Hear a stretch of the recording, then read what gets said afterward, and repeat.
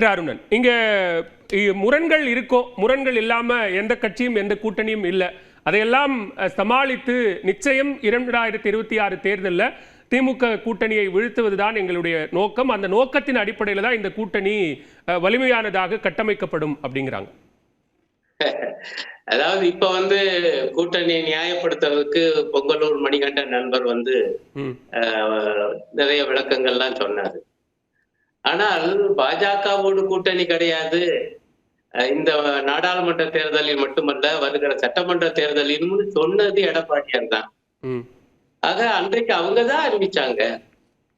அப்புறமேல இப்ப கொஞ்ச நாளுக்கு முன்னாடி இல்ல கூட்டணி என்பது தேர்தல் நேரத்துல தாயா அப்படின்னாங்க.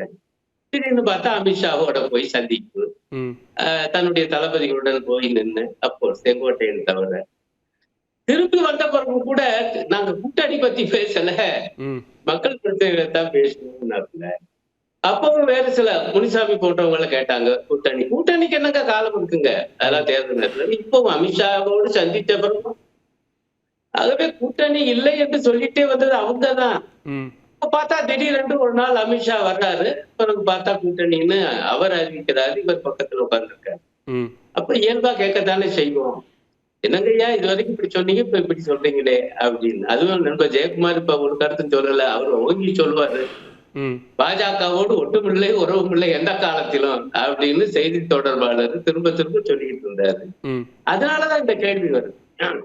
நீங்க 2021 எல்லாம் சேர்ந்துதான் வந்தீங்க, ஒன்றும் புதுசு இல்ல. 2024 தேர்தல்ல தான் நீங்க தனித்தனியா நின்னீங்க. அப்பதான் இந்த மாதிரி அறிவிப்புகள் எல்லாம்